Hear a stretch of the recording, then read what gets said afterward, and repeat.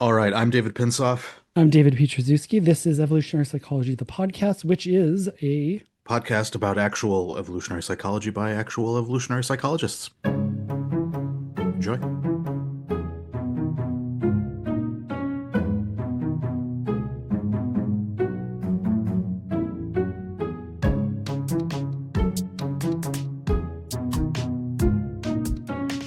David. Today we have somebody who needs no introduction, Leda Cosmides. Yes, Leda Cosmides, together with John Tooby, invented the field of evolutionary psychology, which is the name of this podcast, in fact, in case you didn't know that. Yeah. Uh, so it was a real treat to talk to Leda. We kind of wanted to save her for a while. I mean, we're almost a year now, I think, since we started Well, this. almost a year. Yeah. I was going to count the Yeah. number of guests, but yeah, I think we're getting up on a year. Yeah. Yeah, but we wanted to like get a lot of practice before we invited Leda on to figure out how to do this podcasting thing. That's right. We wanted to go from JV to varsity, or at least from like Yeah. kindergarten to elementary school. Although we're probably just not even at we're just at the crawling to cruising stage here. Yeah, but anyway, I mean it was just fantastic conversation, just a total delight talking to Leda and just learning like a really interesting history and sociology of science and like how this thing got off the ground. And there are a lot of fun human stories that emerged. And yeah, it was a very reflective episode about how evolutionary psychology got going, where it's headed, whether there are any regrets. We talked a bit about economics and rationality and stuff, but mainly it was just kind of a sweeping retrospective of how we got here. Yeah, that's an important part of the scientific record. And I think, when you're talking about at the level of Leda or John, we're just sort of part of the messengers of getting this in the scientific record. And I'm happy that we got this a little bit, and I'm sure we'll have Leda back on. But yeah, without further ado, here is sort of episode one of Leda on evolutionary psychology, the podcast. Enjoy. Leda, it is well overdue for us to have you on about a podcast about evolutionary psychology. Um, I actually, on purpose, wanted to not have you on right away, though, because we also wanted to have people who are sort of younger doing the work in their earlier career stages on. Many of them, we asked how they got into it and into EvPsych or into evolutionary approaches to behavior. And almost invariably, somebody read a book or a paper that inspired them. Uh, Probably, I don't know, David, you tell me, but like I think 30 to 75% of those was a paper by or book by you and John. Um, Paper or even a conversation or yeah, a class. They sat in on a class or whatever. Yeah. exactly. Yeah. Yes. Except for Ed Hagen, who apparently did not like John's class and disagreed with John while he was sitting in the class, which to me was hilarious. I would have loved to talk to Ed Hagen back then. Uh, but uh, but this is all a lead into your story about how you got into evolutionary psychology cannot be I read myself and therefore I was inspired to do it. Um, so this begs the question of how does a younger or very young Leda Cosmides uh, start moving towards taking an evolutionary approach to psychology? And that's obviously a big question. And we don't have to Not do really. the whole, it's not, okay, good then if we, please. If I remember correctly, Dave, you were one of the people that you found the adapted mind in your college library, Right, which makes the pain of putting it together worth it. right. Exactly. It was human universals, and then human universals led me to the index of human universals, and then it was to um, a bunch of your papers, and then the adapted mind. Yeah. Um, well, okay, well, this will sound odd, but um, I I was a child during the late 60s, and everybody seemed to be angry at one another. And I lived in a suburb of Washington, D.C., and there were protests. That was the daily news, which huge protest was happening. And it was during the Vietnam era. And just, and then there was the youth culture and the generation gap, and everybody just seemed angry all the time. And I kept thinking, there has to be a better way for people to live. And then I kept thinking about that through junior high and high school, and especially high school.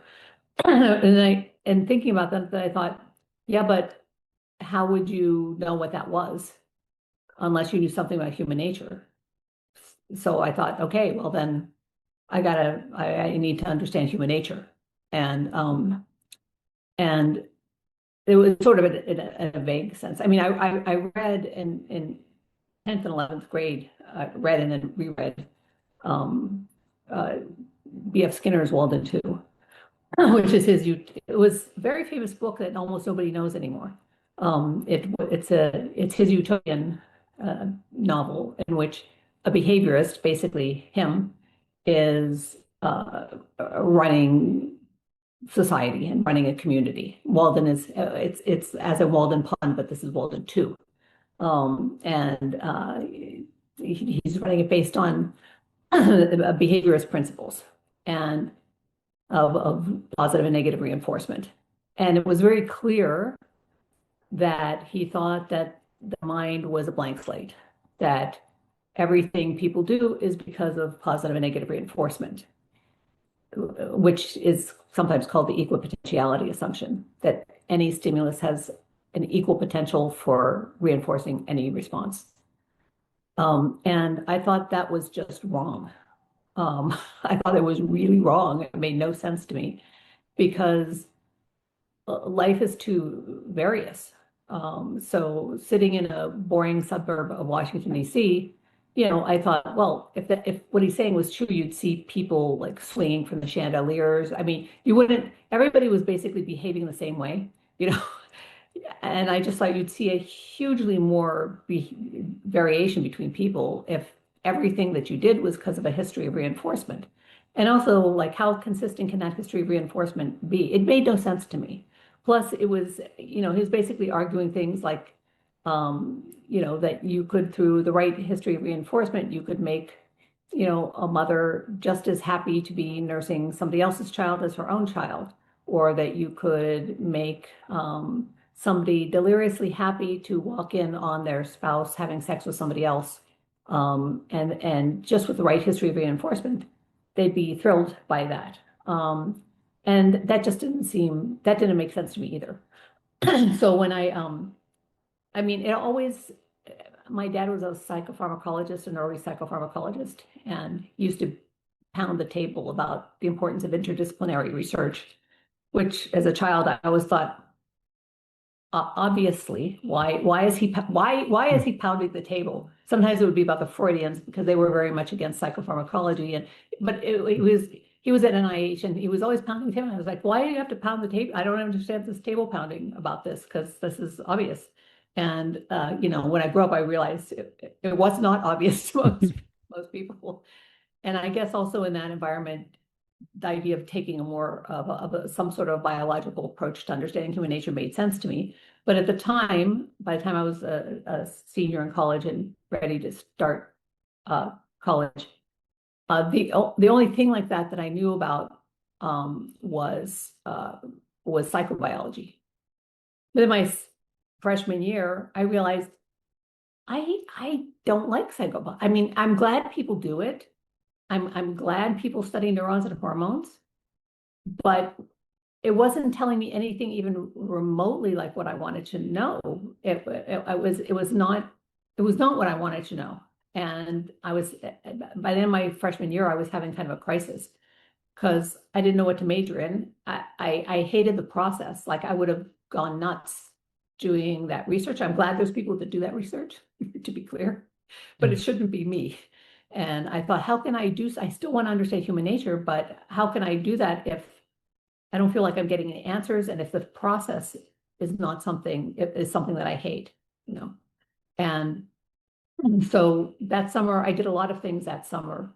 Among the things that I read, just because they were on my parents' shelf, I read Conrad Lorenz's On Aggression and Robert Ardrey's Territorial Imperative, and this was basically ethology. And if you think about it, ethology kind of is cognitive psychology. Um, with the full trappings of an information processing revolution that happened in the next few years, but it is trying to understand the design of the mind of non-human organisms in their natural environment. And I thought that was very interesting. I wasn't aware of the things about group selection versus not group selection and in Conrad Lorenz's On Aggression and so on. But I thought those were interesting, but I still had no idea what I had to declare a major. And so when I got back to school like a week early or something, and so I thought freshman week they had a year before, they had told us to get these two books to read before we got there, because freshman week there was going to be these two different lectures for us, and one of them was E.O. Wilson, and the book was The Ant Society. And I thought that lecture was really interesting. I thought it was really interesting. So not knowing what to do, I thought I'll talk to Professor Wilson about this. He seemed like an interesting guy. You know, I'll see what he says about this. And so I went to I made an appointment with him, and he was important for the rest of my life, 5 minutes late. And that was important because on the corkboard next to his door, there was the flyleaf of his new book that had just come out. This is fall of 1976. His new book, Sociobiology, which I'd never heard of before. And on the flyleaf, on the back flyleaf, it said, this field it's not about how organisms do things. It's about why they do things. You know, why do they behave this way rather than that way? Why? And it said it applied to humans too. And I thought, why? That's what I want to know. Why? Why do we behave the way that we do? So with the hubris of a 19-year-old, when he showed up, I said, okay, Professor Wilson, this sociobiology thing that you wrote, that's what I want to major in. That's what I want to do. I want to understand human nature. I want to do it from this perspective. What should I do? What should I major in? And he said very sensibly, he said, well, you could either major in psychology or in biology. He said, if you later decide to go to graduate school in evolutionary biology, that would be hard to do if you majored in psychology as an undergraduate. On the other hand, if you got a good foundation in evolutionary biology, then you would probably still be able to go to graduate school in psychology if you wanted. So I said, okay, I'll do that. And then he said, and then, well, this had good and bad consequences. But he says, and you should get this younger professor, Robert Trivers, to be your advisor. And so I said, okay. And so that's how, well, but see, the thing, I still wanted to understand human nature. And that's more than the questions about ultimate causation. That's more than why. It's how, but it's how on a cognitive level. And cognitive thinking was on the newer side at that time. And but it was clear that that was necessary, that was a necessary level of explanation, is and what information are you processing? What's the design of the mind? And that wasn't what was happening in. So there was Irvin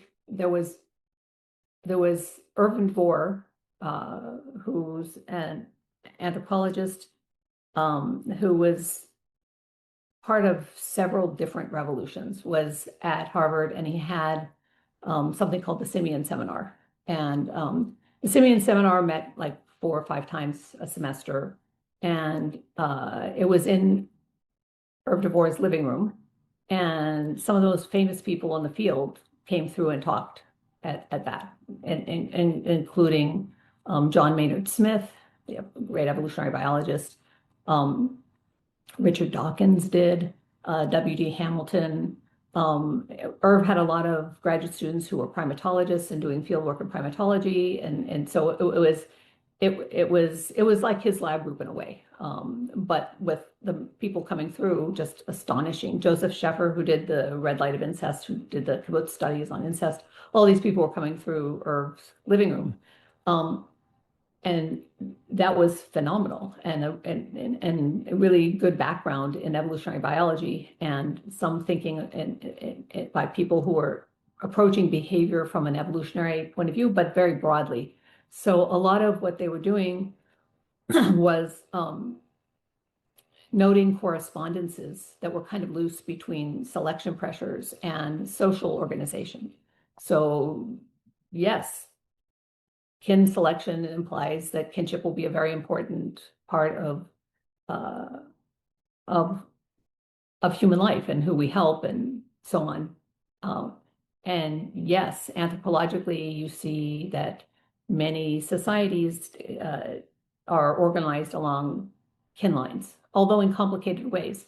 But it was too loose of a correspondence. There was a missing level. There was selection pressures, and then there was manifest social organization. But the thing that's connecting them is missing, because there has to be a mind that people have to have minds that are making decisions and wanting to do some things and not other things. I mean, that's the human nature part. And so in the simian seminars, that was largely missing. And and people would also engage in fitness teleology, including, by the way, Trivers. So They'd say things what like, is, yeah, go ahead. Yeah, sorry. so fitness teleology is, it's sort of assuming, well, it's assuming that people are doing things to spread their genes, Hmm. as if they Yeah, have a motive to spread their genes, yeah, as if it's a depth psychology, yeah. and that whatever you may be thinking on the surface, deep down, you want to spread your genes. Hmm. And uh, without people really exactly understanding that there were psychological implications to what they were saying. And so they'd say things like, well, these monks, medieval monks who are being celibate, how are they must be doing that to increase their inclusive fitness. How is that increasing their inclusive fitness? Oh, well, maybe they're helping their siblings, maybe it's a helpers at the nest kind of phenomenon. No, you have a psychology, it's leading you in different environments to do certain things.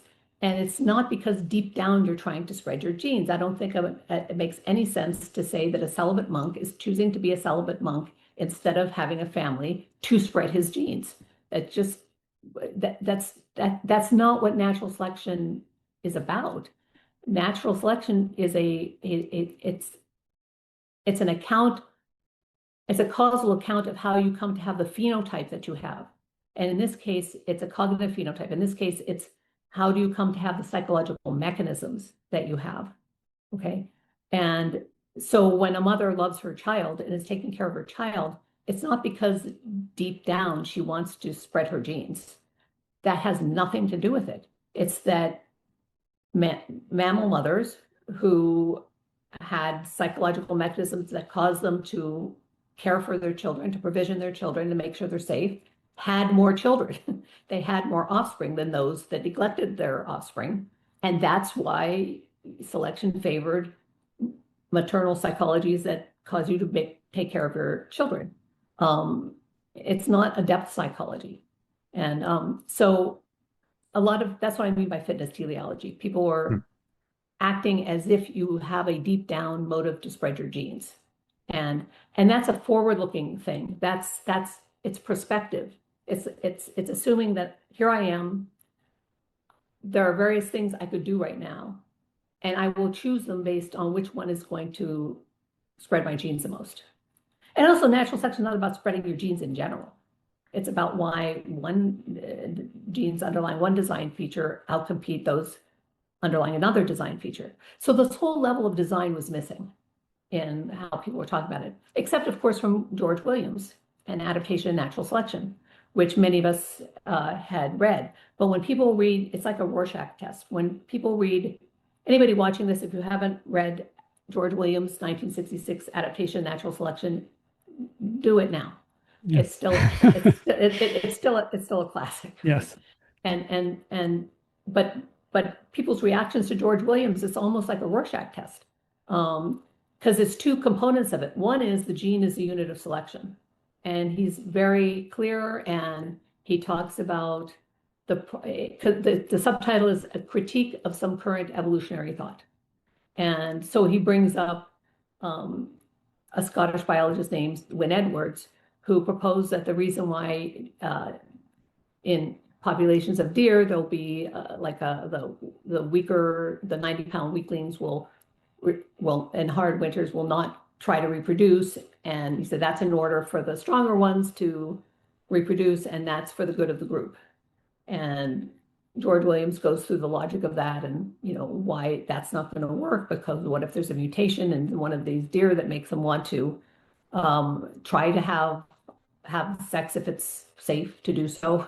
That's going to be favored over this restraint and so on. So one part of George Williams is the gene as a unit of selection.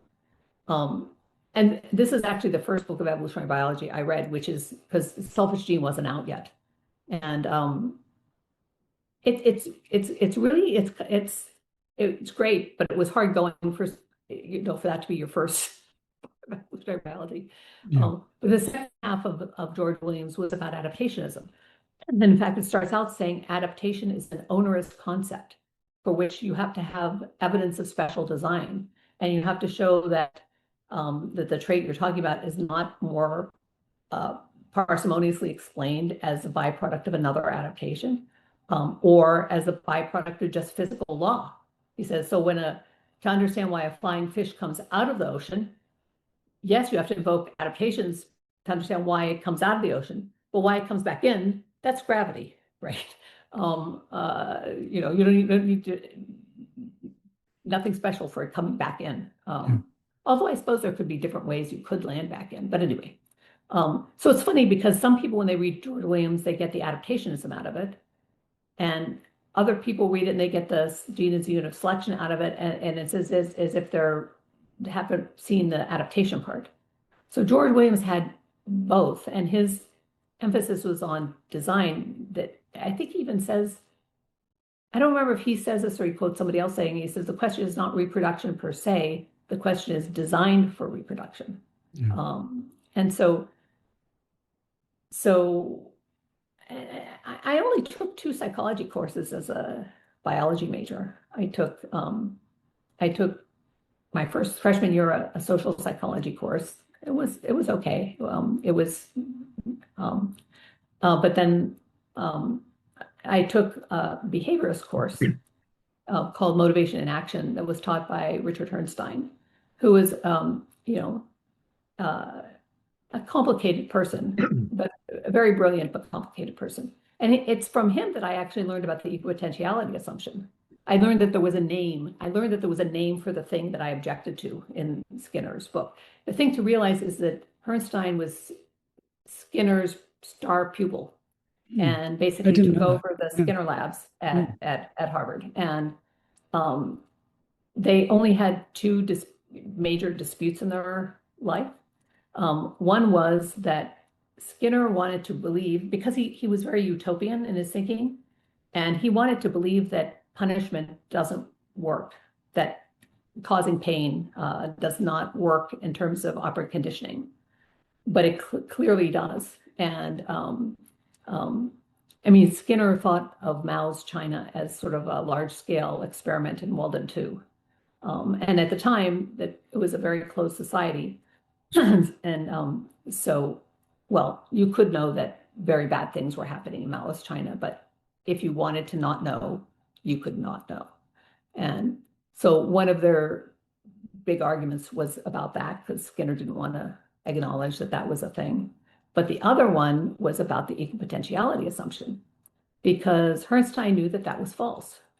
And he knew it because there had been a number of different demonstrations that it's false. One of the biggest ones was the experiments by John Garcia, which if you had to, sometimes people will say, well, what is the most important experiment of the 20th century in psychology? I would say the Garcia's experiments. Yeah. This is where about learned taste aversions, and he's showing that he had rats that are simultaneously they taste an unusual flavor, and at the same time a red light goes on and I think it's a red light and a sound goes on. Then what happens is one set of the rats, their feet are shocked 2 seconds later. The other set of rats, they're dosed with X-rays, or sometimes it was a chemical that makes them nauseated, that nauseates them. Rats don't actually vomit, but they become nauseated. And then the question was, if the rats then presented with the option to go to unflavored water with the light and the sound, or flavored water with no light and sound, are they equally likely to go to either one? And the answer is not at all. The ones who were nauseated avoided the flavored water, the unusually flavored water. And they were fine going to where the light and sound was. They were lapping up the water. His graph is actually laps per minute. They were happy to drink the unflavored water with the light and sound. And the ones who had their feet shocked, they were fine drinking the flavored water. They did not avoid the flavored water. And basically, it was showing that it's completely false that it's equally easy to pair any stimulus with any response. You can pair the stimulus of a taste very easily with nausea, but you cannot pair it with the electric shock to the feet. They just don't buy it. And you can very easily pair the electric shock to the feet with the light and sound, but they don't avoid at all the flavored water, and yet they were exposed to all three at the same time, and then they were subjected to this negative outcome. There couldn't be a more clear refutation of the equipotentiality assumption, and using the same methods that behaviorists typically use. And it was so disturbing to the behaviorist community that he couldn't get it published for a really long time.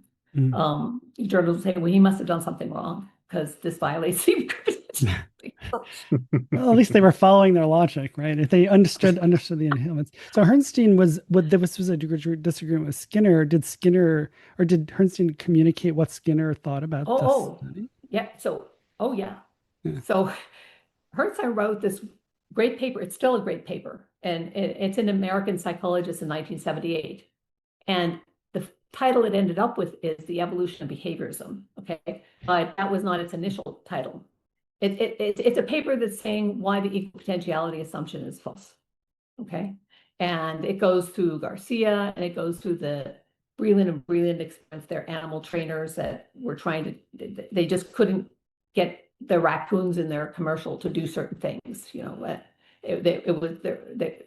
I won't go through it, but they were finding that it was the commercial they were trying to create. It was eliciting a species typical behavior where raccoons rub something and dip it. And anyway, something they were not being reinforced to do. I can't remember which other things were in it. It also had the observation that when it comes to similarity, psychological similarity, we don't construe similarity along simple physical dimensions like Skinner thought. If you think about similarity of colors in terms of wavelength, red is the longest wavelength and blue is the shortest wavelength. Green is intermediate. If it was simple physical dimensions, we should see green is more similar to red than blue is. But that's not at all true. Through purple, it's like the color circle, the color spectrum is bent, electromagnetic spectrum is bent like this. And red is seen as much more similar to blue than to green, which is at the other end of the color circle. And so one of the things that Herrnstein was pointing out is that from a psychological point of view, the similarity space that we have, it's not simple physical dimensions. The same is true when it comes to, a piano. Middle C sounds more like the C that comes an octave above than it does to D. Anyway, the thing was, the initial title of the paper was Post-Skinnerian Behaviorism. And He said Skinner found it on his desk, saw that on his desk, and hit the roof. And I was very, very upset. And which is why he changed it to, the evolution of behaviorism. That a draft? I mean, It was a draft. okay, because I mean, it was Skinner, so who knows? Maybe it could have gotten published and redacted to the different title. No. Yeah, but okay, yeah. It just upset Skinner so much that Right. he. Right. But evolution of behavior is a better title anyway. It's pretty good, yeah. It's more indicative of the content of the paper than post-Skinnerian behaviorism. Yeah. It's not about the person, yeah. No. But that was like a full-throated why equipotentiality is wrong. Now, it's not that Herrnstein then liked domain-specific, the idea of domain-specific mechanism. He called that botanizing drives. He really didn't like that. He continued to not like that. It was so funny. He had the same conversation, had the same conversation with John 5 years earlier that he had with me about this kind of thing. But anyway, so I was I was in additionally, even though I wasn't a psychology major, I was in an environment of psychologists because I was doing my I was such an idiot. I was doing my research like senior thesis research, but I started it earlier on with pigeons, on mental rotation in pigeons. And the reason that I had been talking with Hertzstein was one of the people that was interesting to go to his office hours. There were certain professors that were very interesting to go to office hours and talk to. And so I was a big office hour goer. And in fact, that's actually partly because of Hertzstein, because he had said in the class that I took my sophomore year, he'd said, I have to have 2 hours of office hours every week and nobody ever comes. And I'm just sitting there bored. And so I thought, I'll come. So that's how I became an office hour goer. But he in talking to him, one of the things he brought up, Roger Shepard had done the mental rotation studies that came out, the Shepard and Metzler studies in 1971. And actually that was one of the things that made a big impression on Hertzstein and why he put himself, there were research and training groups in the psychology department, and rather than areas, so that a person could be on several research and training groups. And, Hertzstein had always been on the behaviorist one, but it was the Roger Shepard's mental rotation experiments that caused him to put himself on the cognitive one as well. Because it was very clear that the most parsimonious explanation for those results was that there's mental representations, and that people are imagining with these blocks that you can't tell by their features. They're imagining that they're a rotation to see whether they're both left-handed or one's left-handed, one's right-handed, and so on. That's where I learned about Roger Shepard's research, which is funny because I ended up doing a postdoc with Roger Shepard later. But the reason I ended up doing this thing with pigeons is because Hertzstein in the hall at some point was passing by. He's very mysteriously said that this would be an interesting topic, mental rotations in pigeons, because he said very mysteriously, because it would show whether pigeons have a mind. And I thought, oh, it doesn't in any way. I mean, actually, like my senior year, I went to talk to Steve Coughlin, who had done a lot of research on mental imagery. And I said I said, Professor Coughlin, I'm doing this thing on mental rotation. Does it have a, if they can do this mental rotation thing, does that mean that they have a mind? And he said, sort of in disgust, he says, it has nothing to do with it, nothing. And then he took a paper he had on imagery and mine, and he threw it at me, and he said, read this. And it sounds like a cartoon, but it's real, right? Like it's a parody of academia, right? Yeah. So I read it, and he was right. It had nothing to do with it. Yeah. So, I mean, just because somebody's grumpy doesn't mean that they're not worth talking to. There's lots of people who are kind of grumpy but still very worth talking to. That's just how they are. Some professors are grumpy because they figure you're only going to come back and talk to them if you really, really want to know stuff. I mean, So, I get grumpy when people are wrong and they won't admit that they're wrong, and so I get it. So the heuristic is the grumpier the person, the more likely they Yeah, are to be right. That's I don't know. I No, don't some know. people I've known people who yeah, in fact I think Steve Coughlin later told me because he became for a brief period my advisor in graduate school that was kind of a strategy of his that if people yeah, really wanted to know something and were really interested he'd weed yeah, out the ones that didn't care by being grumpy at first. yes, Anyway, and so anyway, at the Simeon seminar, people were thinking in this way, and it just seemed to be missing a major thing, which is a psychological level of explanation. I'm saying all this much more clearly than I would have at the time. sure, Um, and I could also, it was clear to me from what little I knew about cognitive psychology, um, which included, Dave, this will be relevant to you, ties to you, which included this is the time when the um, who said what paradigm, when that great paper, the yeah, Shelley Taylor, Susan hmm, Fiske, Aycock and Rudderman paper yeah, that came out in 1978. yeah, And it had this really cool method where mm, you could see how people were categorizing things, which, and somehow I heard about that and I thought that's really neat. You can you can do experiments that are going to reveal something about yeah, how the mind works.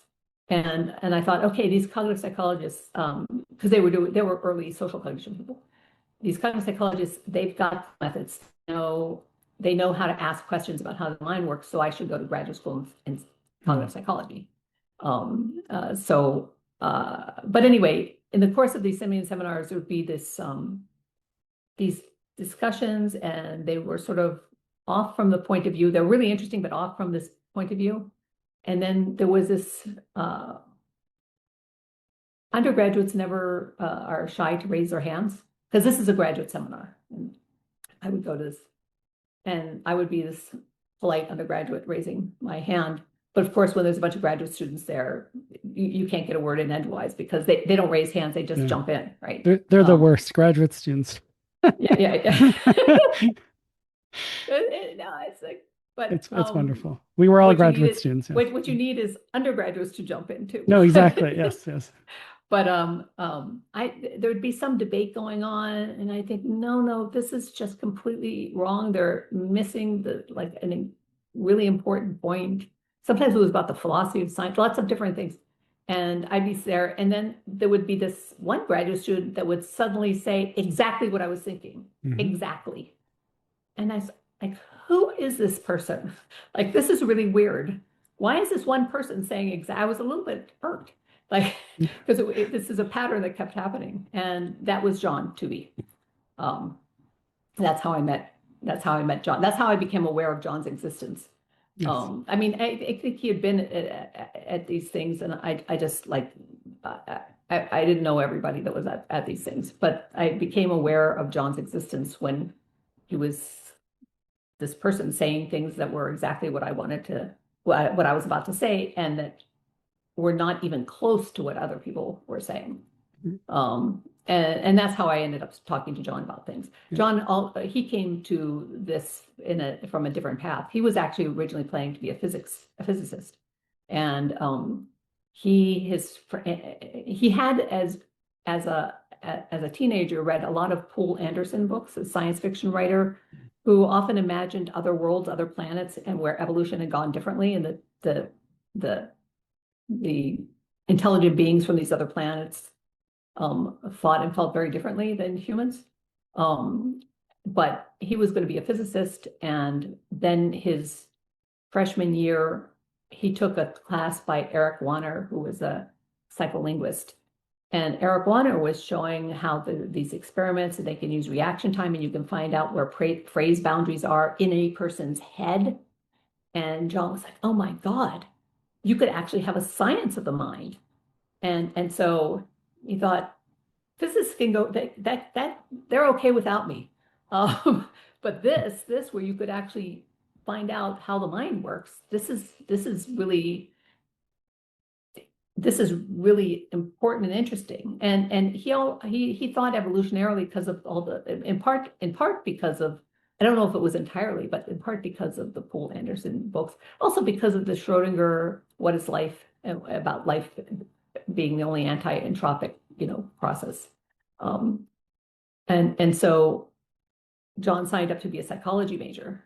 But then all the cognitive psychologists in the Harvard Department of Psychology and Social Relations, which is what it was called at the time, they all were kind of squeezed out by the behaviorists and psychophysicists.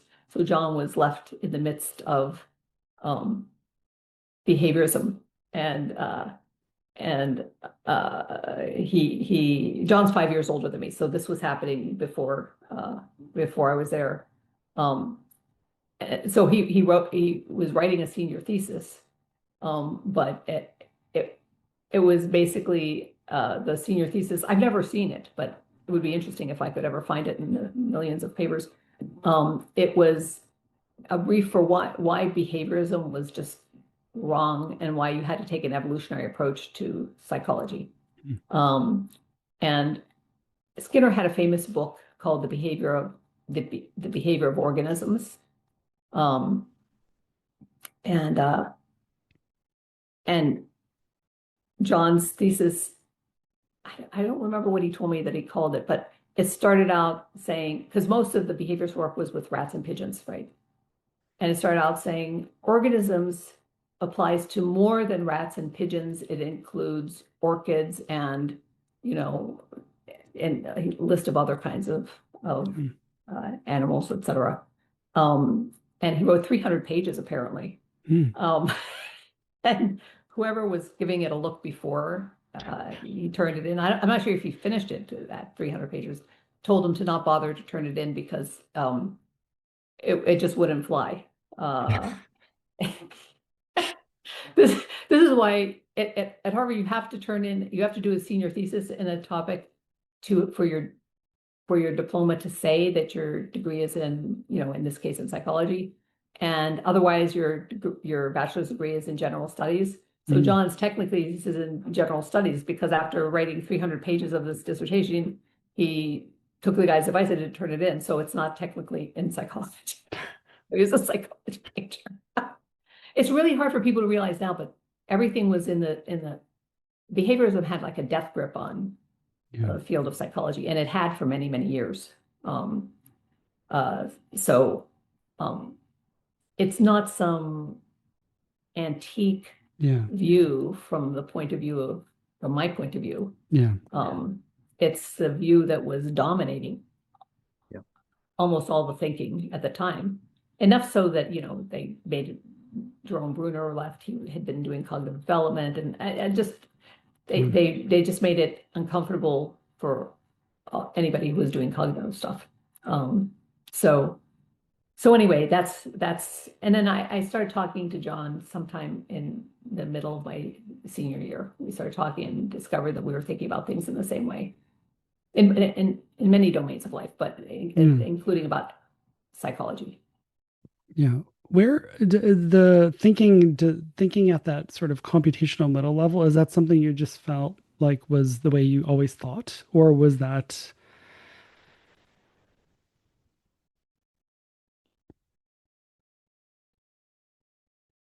I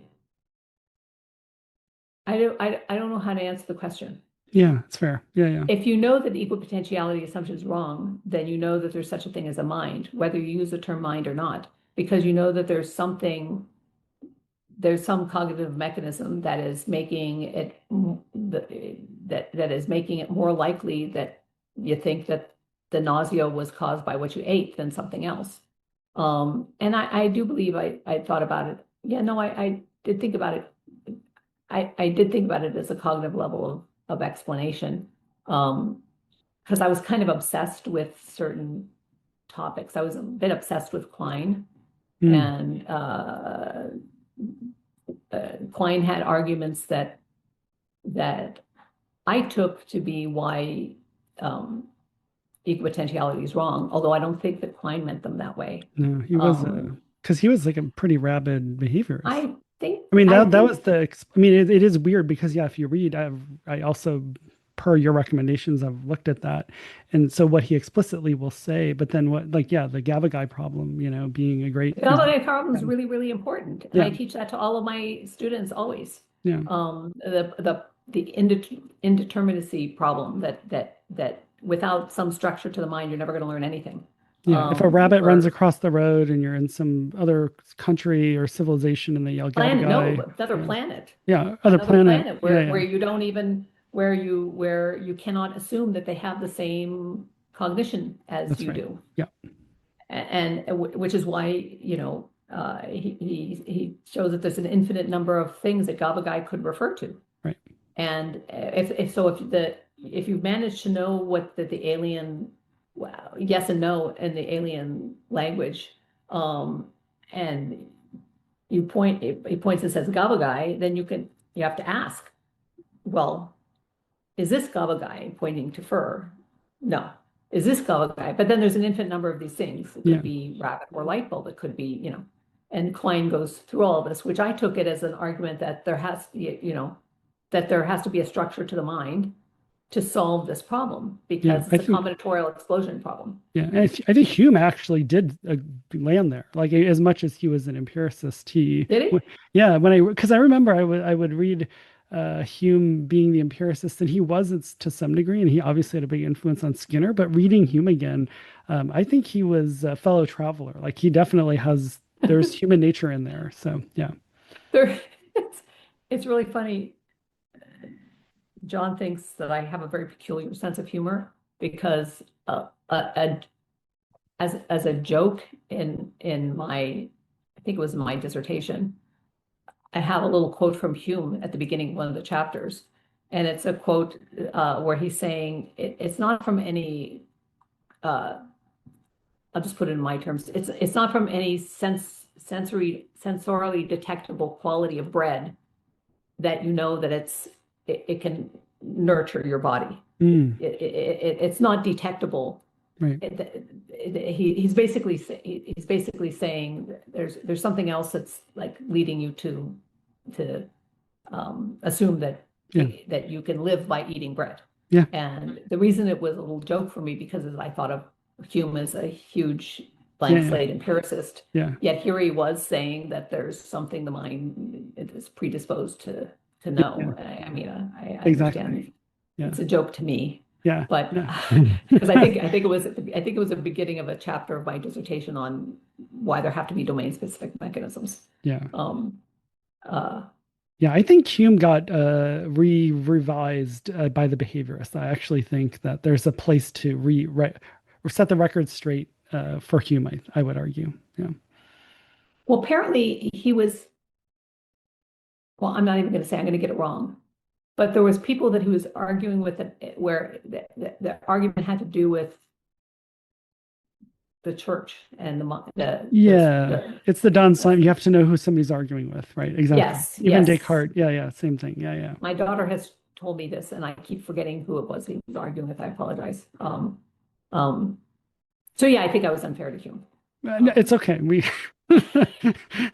Uh, He's dead. He'll forgive yeah, but I you. mean, Yeah. but yeah, also Klein made it really clear that you had to at least have it had to be a property of the mind, sensory dimensions, what dimensions of the world that you're even capable of perceiving had to yeah, be something that was part of human nature. And so yeah, I actually was guided to Quine by Bernstein.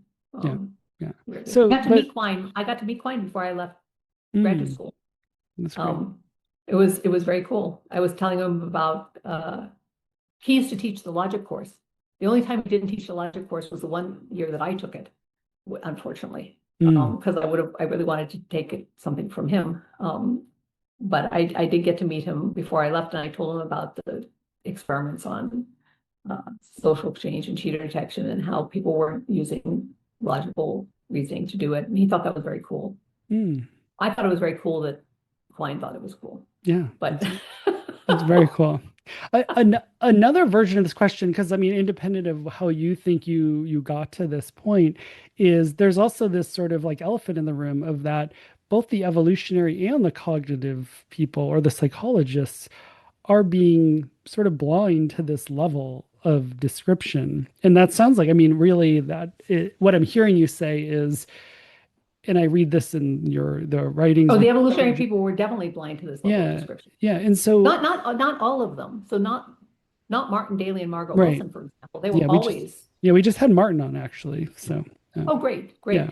They So were this, always, they were trained as comparative psychologists, so they were studying the psychology of non-human animals. yeah, They were never blind to it. There was people, and then other people would be sometimes blind to it and sometimes not blind to it. They were like funny. People are often funny amalgams of things. yeah. Um, So when you're talking to John about this, and then you're seeing this landscape of missing this, a lot of the papers were about making this argument. Was the idea that it was when you guys were having this, did you land on that people just aren't applying they're not thinking the right way, and it just wasn't they're missing the natural for entire level of people? explanation. Yeah, See, you have to understand something. In the sociobiology community at Harvard and elsewhere, what was valorized was ultimate level explanations, theories about selection pressures. Of course, Trivers valorized whatever Trivers did, and that was theories about selection pressures. That was social theory.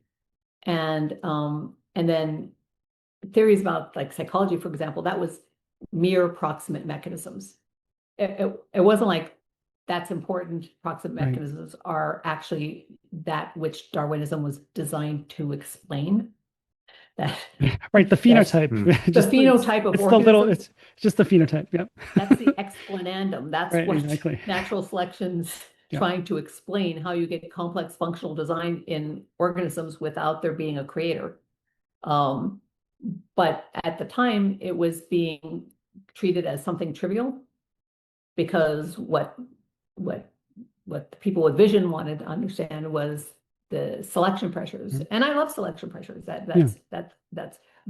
But because that was being valorized at the expense of the proximate mechanisms, and in fairness, people like a lot of research on proximate mechanisms wasn't necessarily that interesting at the time because it was Right. before the cognitive revolution was just sort of starting. It wasn't in full bloom.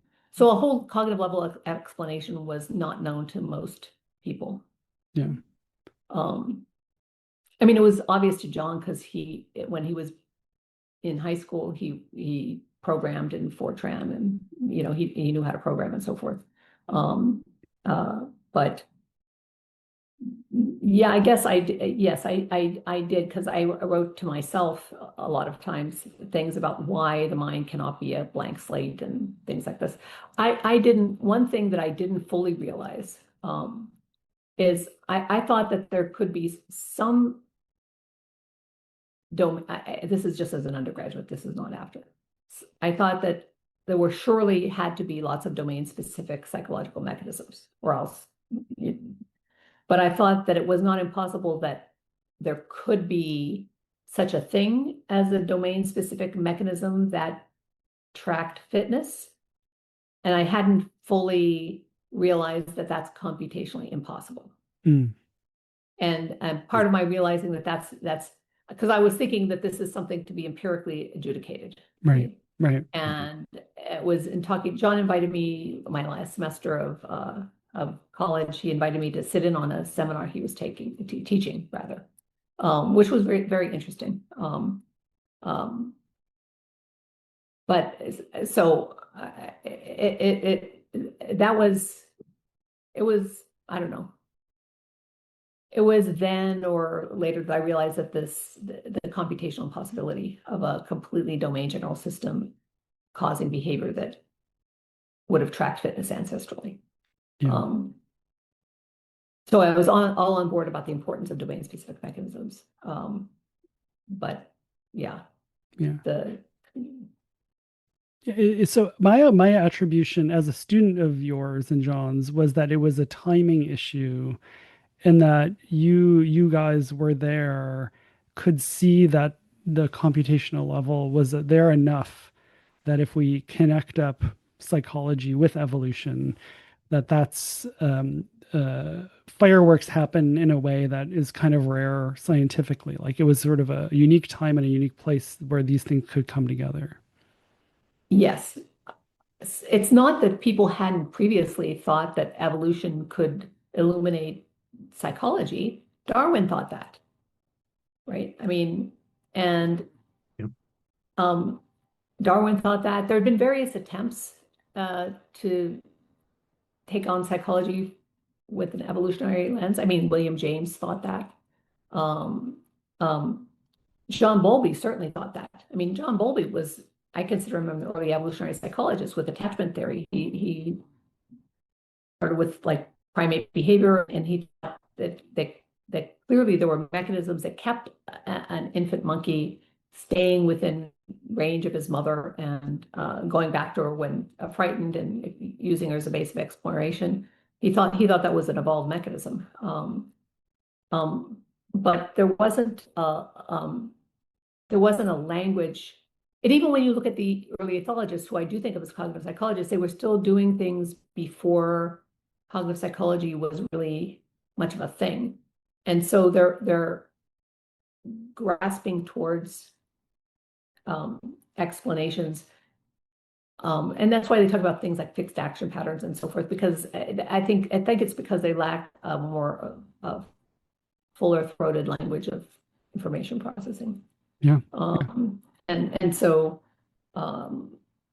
yes, this cognitive revolution was happening around the same time. It was full of revolutions.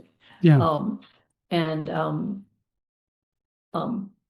but people, this is why like there's an 87 paper that we wrote. It's actually based on the fourth chapter of my dissertation, because I have a very too long dissertation.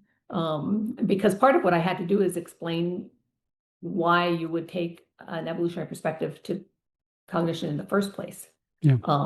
And what would that lead you to think differently? And so there's a whole chapter about why you would expect domain-specific mechanisms, since the empirical work was about a domain-specific reasoning mechanism for detecting cheaters, right? Right. And so we worked that chapter into this 1987 paper, and the title of it is From Evolution to Behavior, Evolutionary Psychology as the Missing Link. And the audience we had in mind, actually, when we wrote that paper, was sort of the sociobiology community, Right. because this was a missing link in their thinking. So yeah, that paper wasn't even aimed particularly at psychologists. It was aimed at the people who were just going straight from selection pressures to behavior without a pit stop on how the mind works. Yeah. Yeah. I mean, David, feel free to jump in. Fast forwarding. So there's people are missing this cognitive or computational level.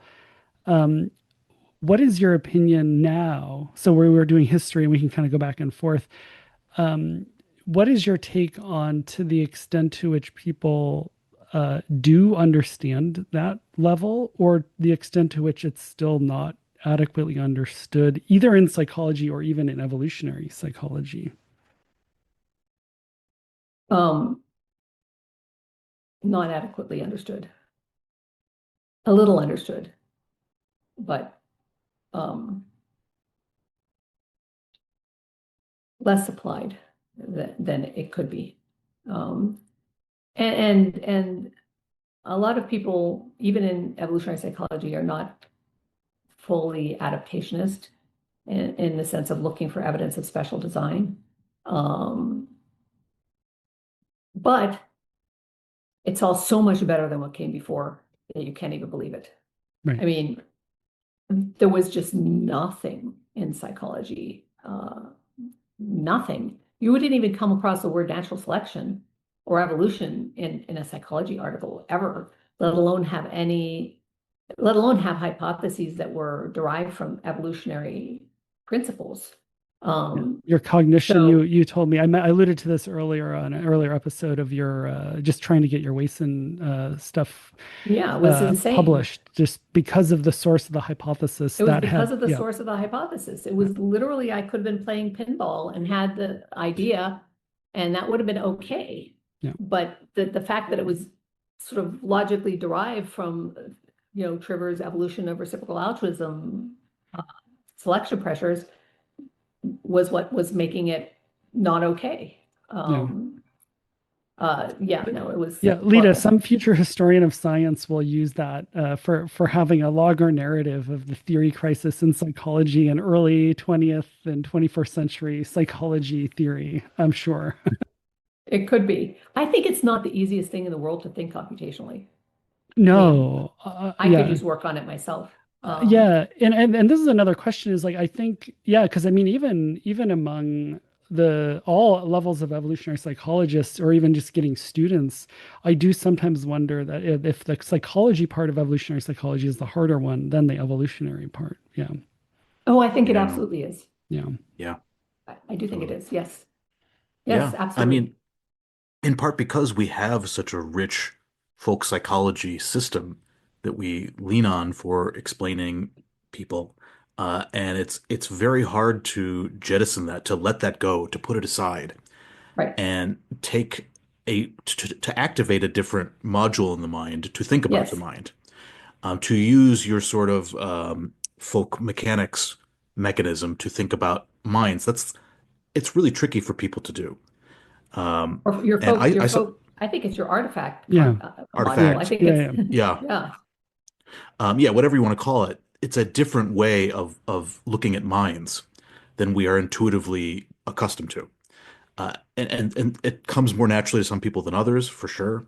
But yeah, I sometimes have a hard time doing that. It's like it's hard to let go of the fact that I'm a little homunculus that's seeking, mental yes, substances of good vibes and bad vibes.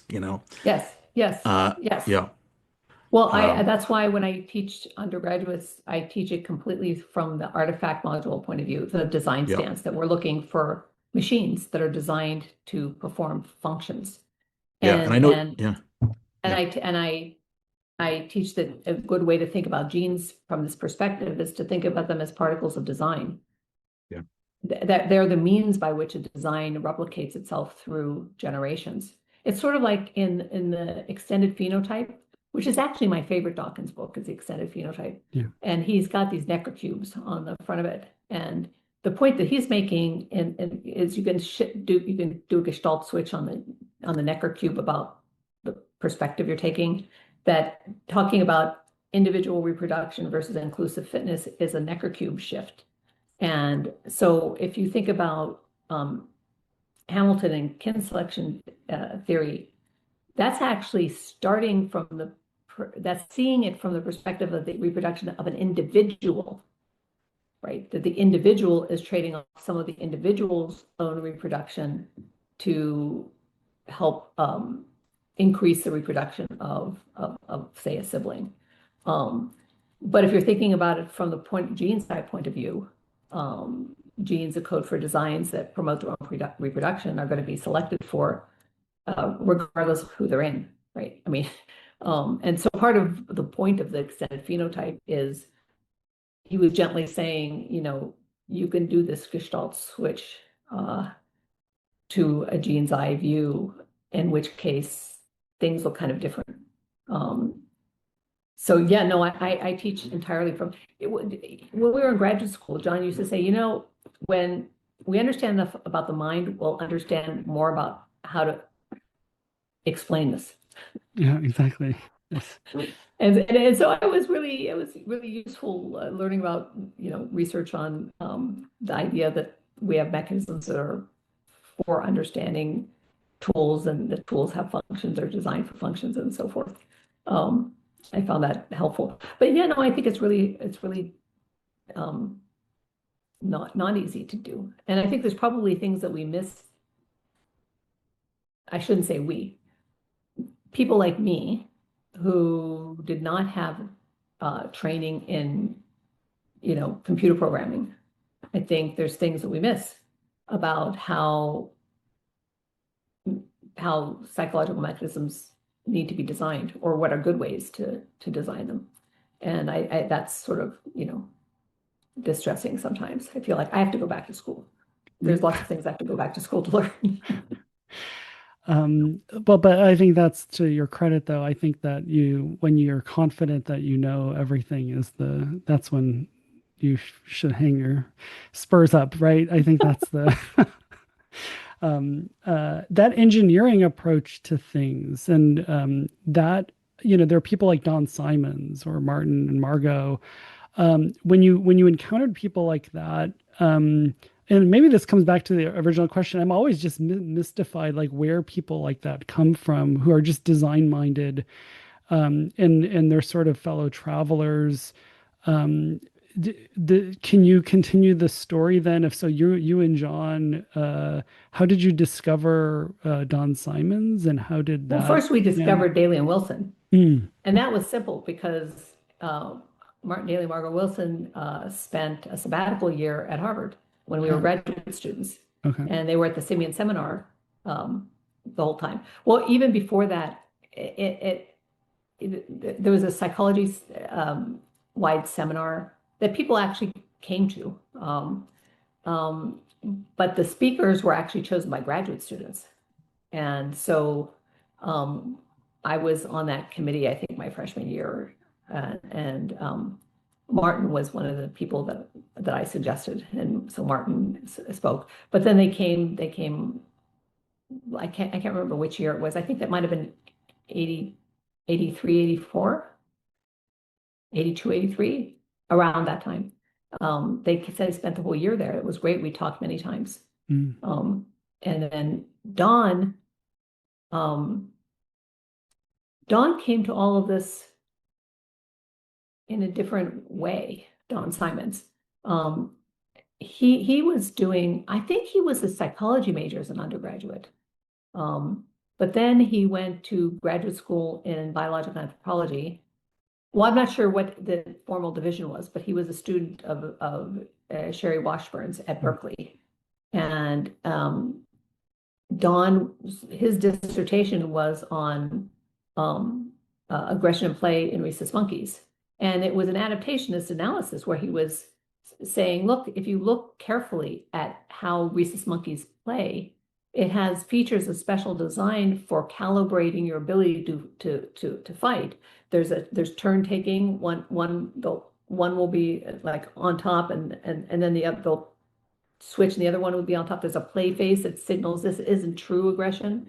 This is we're just practicing. He went through various features of design from his watching in the field watching um, the rhesus monkeys. And so he was Don, I don't know, Don was always an adaptationist. And I don't know how that came to be. yeah. Yeah, I'm not sure. I mean, Don would have, of course, read a lot of ethology Right. for sure. Yeah. And he wasn't in the middle of the sociobiology thing because he's, um, um, I think he's 15 years older than me. Okay. Yeah. And but when it came to the evolution of human sexuality, his book that came out in 1979, um, he just thought and thought and thought and thought about this for a very, very long time, and from an evolutionary point of view. And I don't know how he came to study that. Don always said that he liked to study things that he liked, Mm. and sex was one of those things he liked. Totally straightforward. Yeah. That he liked to sleep. He wrote a very cool paper about dreaming called "The Mm, Stuff Dreams Are Not Made Of." that's great. That was published in Cognition.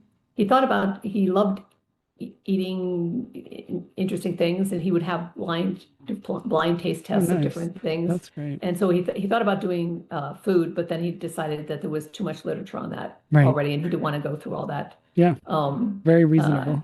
he thought about doing laughter and humor, but then when he started reading about humor, he found everything he found about humor was so humorless. He couldn't stand it. Yes, Yeah. exactly. Although he did get his float article, right? It's if anybody nobody's Yes, read the float float article, is funny. it's a parody. Yeah. Yes, Didn't he always say there wasn't enough? I think even in that, I think he said there's not enough humor in psychology. I don't know. Yeah. But so well, since Don can't speak for himself since he died Yeah. in 2024, um, uh, people watching this might or might not know about the famous bet that was made between Don Simons and Don Brown. Don Brown, who later wrote Human Universals. Yeah, But which the was the bet book that got was me. Yeah, that was the book that got me. Yeah. first book that got you. So Don Simons told Brown that he said, I'm going to write a book about the evolution of human sexuality. And he said, I think there's going to be some universals of human sexuality. And I'm going to go through all the ethnographic record. I'm going to look at this from an evolutionary point of view, et cetera. And Don Brown, who was trained as a political anthropologist, Don Brown says, any universal you think you find, I'm going to be able to find an exception. And Simon says, I don't think so. And Brown says, I'm sure I will be able to. So they made a bet about that. And they bet a pitcher of beer. And after Simons wrote what he wrote and did his research, Brown couldn't find any exceptions to the things that Simons said. And so acknowledged that Simons clearly had won the bet. And then Brown started asking himself, why was I so sure? Why was I so sure? Because there had been a tradition in anthropology of looking both at universals and at things that varied from culture to culture. But the field had sort of changed more into being interested only in variation. And so he started asking, why was I so sure that there would be no universals? And he, in the course that I started reading more of the history of anthropology, and that's why he wrote Human Universals, which he dedicated to Simons. So that's where the book that got you into this field came from. It was his thinking about the bet. Yeah. And the fact that he made the bet in the first place. Yeah. And actually they hadn't done the official pitcher of beer thing yet. And so in our first or second year here at UCSB, there was an anthro picnic party at in the hills where Don Brown and Don Simons lived. And there was a ceremonial giving of the pitcher of beer from Brown to Simon. So I got to see that. That's fantastic. It was Historical it was, moment. but yeah, that's where it came from. Yeah.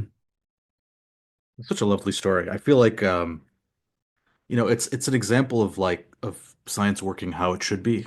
Like making a bet about something that you think is true and then changing your mind when the data come in and you're wrong, and admitting that. And it's an inspiring story. I wish that we had more of that kind of thing happening. I think we should bet more pitchers of beer on Or various pitchers of beer. Yeah, things. no, I know. Yeah. I know. Yeah.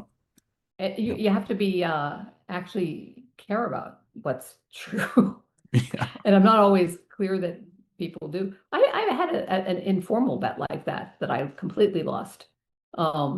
This has to do with work that recent work that I did and am continuing with Ricardo Guzman in Chile. I had been too influenced by Tversky and Kahneman. I mean, even though I thought that they were wrong about lots of things, and I and John and Gerd Gigerenzer had done research showing that when you put the same probability problems, when you express them in frequencies and absolute frequencies, natural frequencies, that people do very well. So I knew that Tversky and Kahneman they're not wrong about the phenomena. If you don't do that, people will be bad at conditional probabilities. But it doesn't mean that the mind doesn't have mechanisms that are well designed for statistical reasoning. You just have to give it information in the right format. But still, they had made other claims as well, like that that people violate the principles of rational choice all the time, and that people wouldn't possibly be able to, that they're not capable of being transitive, like having transitive preferences, which people always explain as if you like A better than B and B better than C, then you'll like A better than C. Although that's a terrible way of putting it, because A, B, and C are not things like John's taller than Nike and Nike's taller Yeah. than Leda, so John's taller. They're bundles of goods, Yes. like, you know, Yeah. 5 avocados and 3 tomatoes and 20 tomatoes and 5 avocados. There's bundles, A, B, and C are bundles of goods. So it's very not communicated well to people who are not in economics. But anyway, Right, and the alternatives also give you information about the nature of the sample that is being drawn from, and you're that's going to make different right. inferences if the alternatives are different, right? Yes, yes. Yeah. You know that guy at UC San Diego that did research on that. Oh, interesting. Yeah, I'm blanking on his name right. He's at the business school at UCSD, and I came across this guy's paper in a journal that had economics in the title, and Hmm. I'm reading it, and he starts out talking about, well, that's a little bit off topic. Anyway, I'll find it and send it to you. Um, uh, but he not only makes that argument, he demonstrates it. Hmm. So Cool. anyway,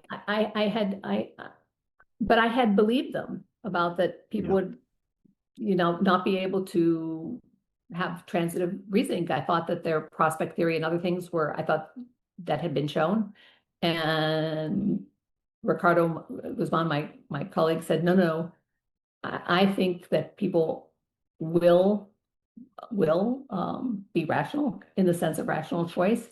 And I think we should do this with moral trade-offs, because people keep saying things like that, either you're being utilitarian and using your domain general reasoning, deliberative reasoning system, or you have these crude emotions that will make you not push the guy off of the footbridge in the trolley problem, and that they're fighting, and that's how more we.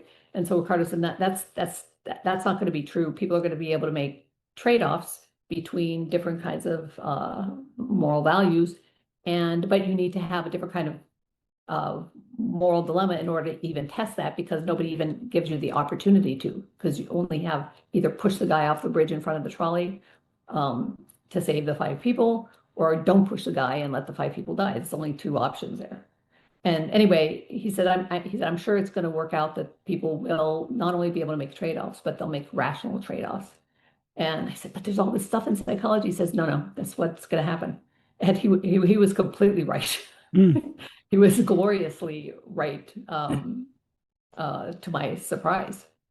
Um, so, people behaved exactly as if they're doing what economists talk about when they talk about generating a utility function and then using whatever options are available to you, the costs and benefits of the options available to you, to choose which is the best option. The economists are not psychological about it, though. The Yeah. economists, they say that they are agnostic about the mind. So when they give theories like this about utility maximization, it's not about what's going on in an individual's mind, which is very interesting. It took me years to figure out what the hell they were talking about. I would go to these behavioral economics workshops here that would happen once every 2 years, that Gary Charnas would put on, who also died recently. Everybody's dying all around me. It's really frustrating and upsetting. But I would go to these when I could, and there would be these 40-minute talks. The first 20 minutes would be a beautiful experiment, like some sort of behavioral economics experiment. It might be in a lab, it might be in the field, with gorgeous results. And anybody I know in psychology would have been thrilled to have done these experiments themselves. Very interpretable results. And then the second 20 minutes, they'd be writing some full utility function on a board. And like I'd be zoning out during that. And I'm like, well, and so I asked people afterwards, I said, what is this utility function? What is it? I said, is this a theory of the computation? Is this like a David Marr kind of, I explained that. Is this a theory of what problem the mind is trying to solve? And the economist would, and this was the economist, it's not somebody Dave, but this economist who is friendly to psychology in some ways, he said, no, it has nothing to do with the human mind. And I said, but you do think that individuals are making the decisions in these experiments? He said, yes, of course. And I said, and you do think it has something to do with their brains? And he said, yes, of course. And he said, but the utility function has nothing to do with that. Yeah. I was like, what is it? And actually, it turns out he's right, and that is the traditional view, and it has nothing to do with what's going on in the mind in the way economists think about it. The way economists think about it, their problem is different. Their problem is usually understanding a market.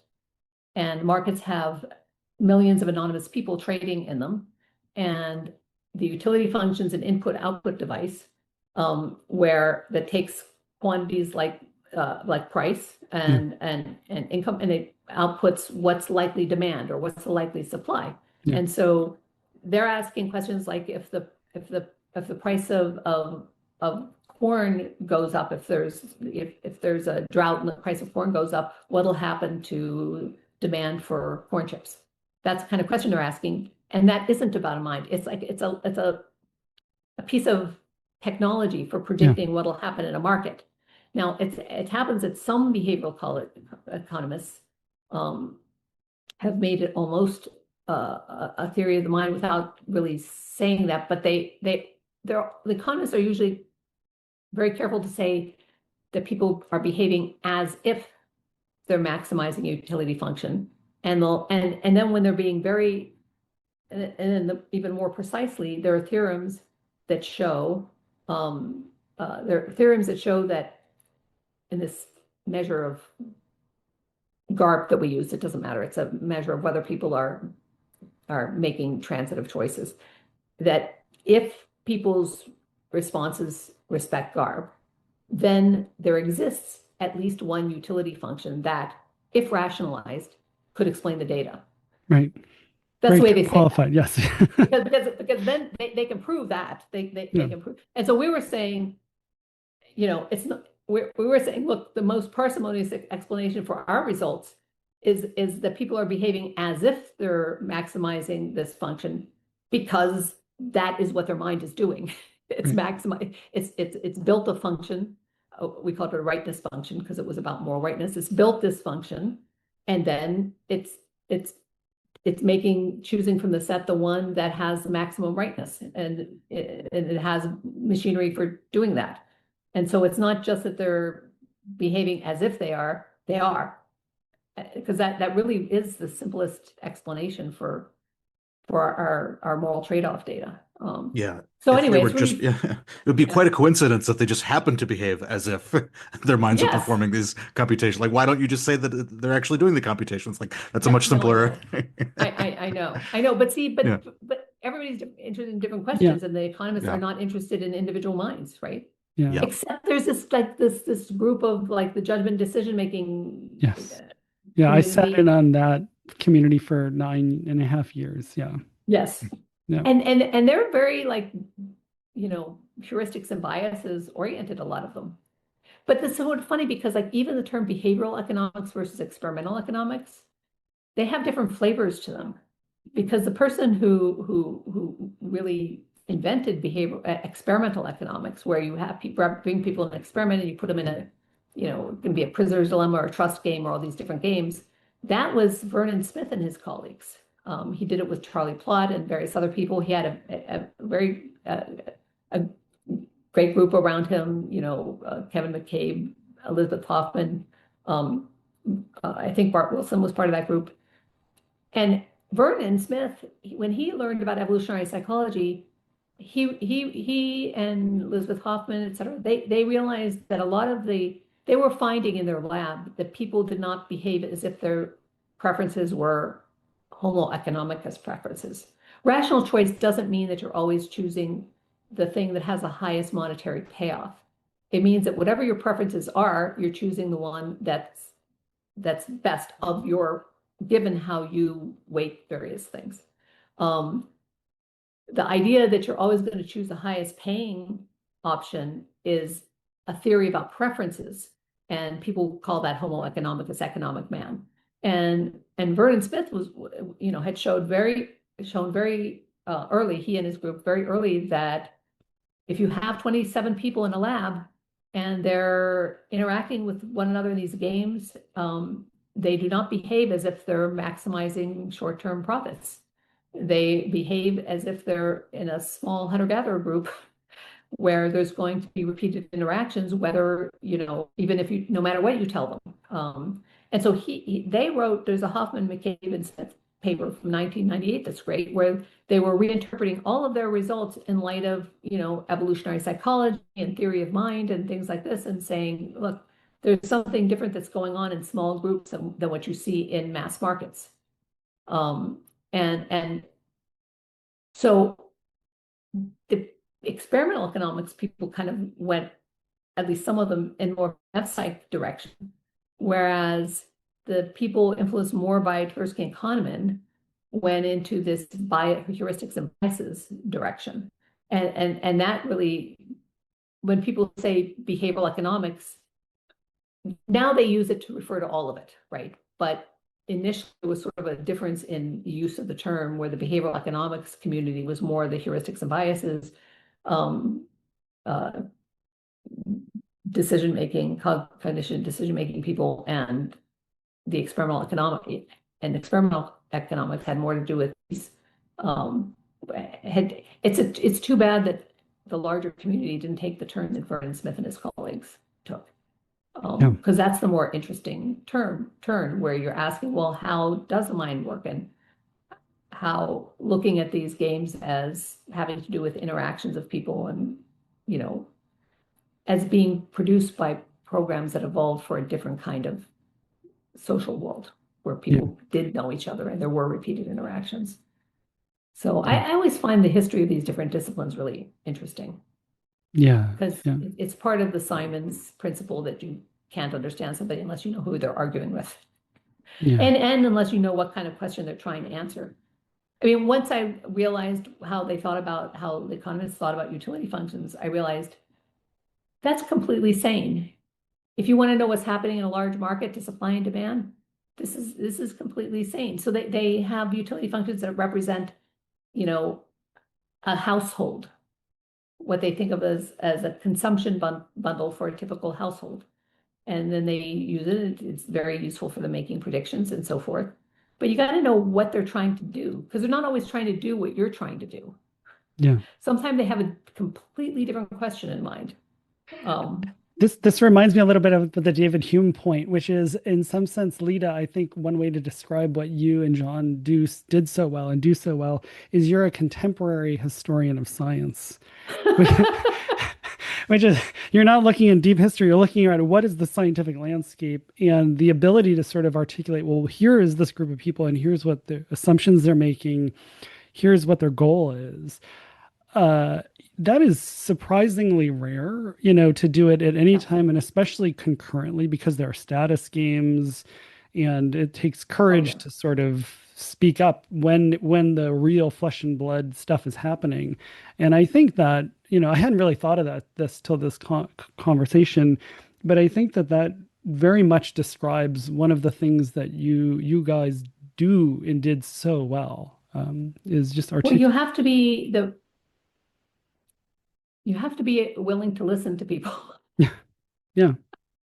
And you have to be, like, you may think that people are on the wrong path about something, and that's fine, but you're going to be better off if you assume that they're intelligent human beings. And if they're making assumptions that are different than the ones that you're making, they probably have reasons why they're doing that. And it would be good to know what those reasons are.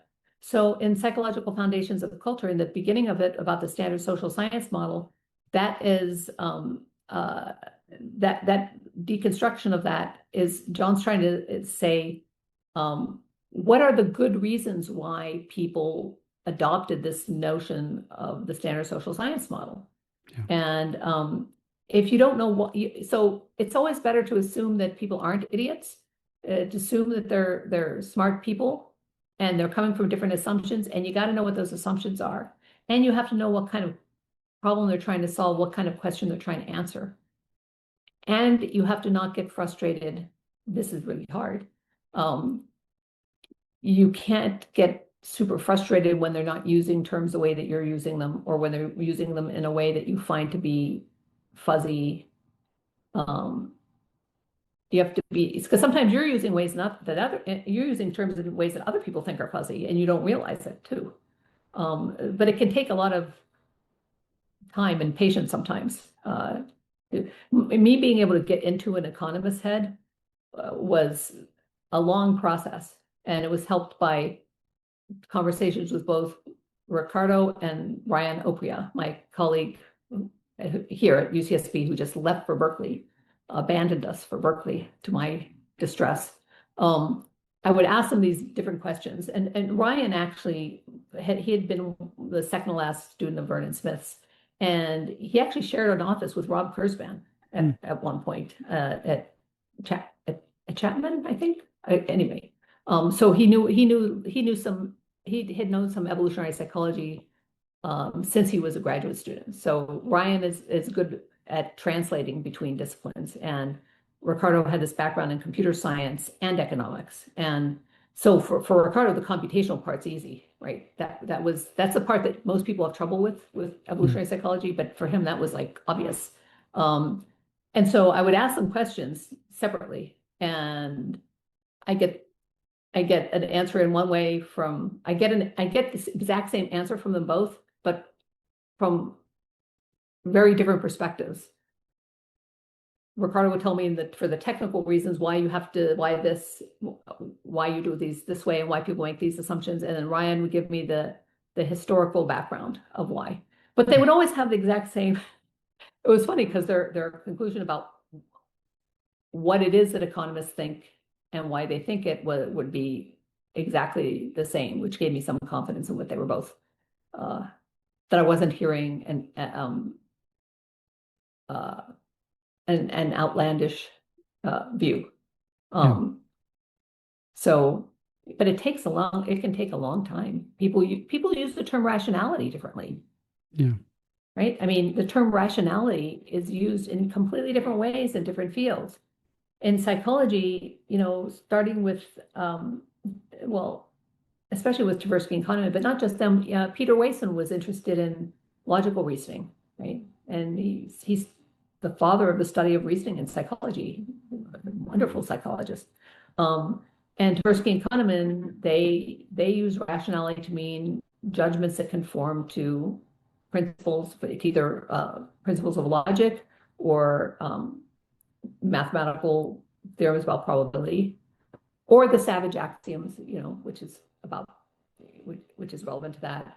And that's sort of where they get the economic stuff. Although it seems to me that there are aspects of their writing that misinterpret the economic perspective. Because, for example, when you're doing prospect theory that people think of as showing that people have preference reversals, it's different groups of subjects. You can't actually test whether somebody is violating principles of rational choice unless you test the same person in with different prices and different situations. You can't have one group of subjects hearing about, like in that disease problem, that 600 people will die if you do nothing, and there's these two plans. One plan will definitely save 200 people, and the other plan has a 1/3 chance of saving 600 and a 2/3 chance of everybody dying, which these have the same expected value of 200 lives. Which plan do you prefer?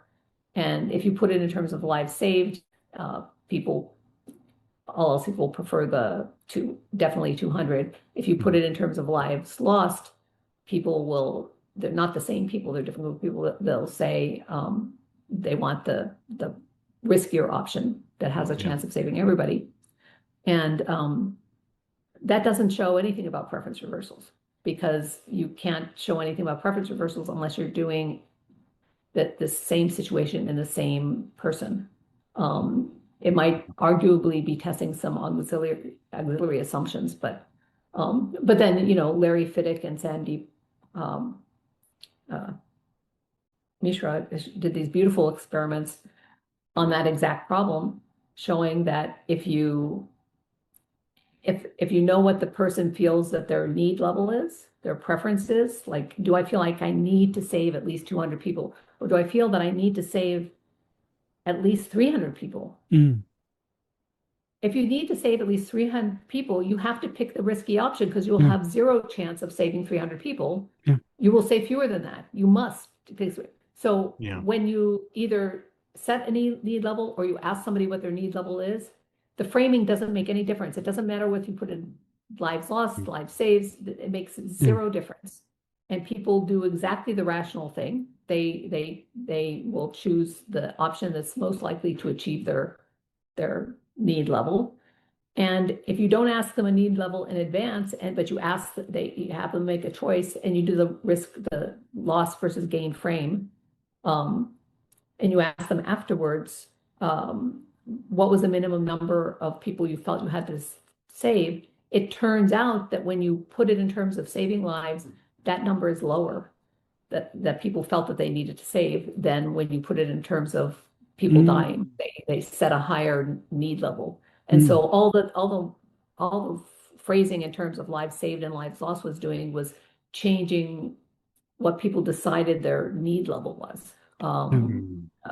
So what rationality means is really different in different fields. And rational choice theory, which came out of game theory and math and economics, has nothing to do with either logic or mathematics. Yeah. Nothing to do with either one. Yeah. And also, so, yeah.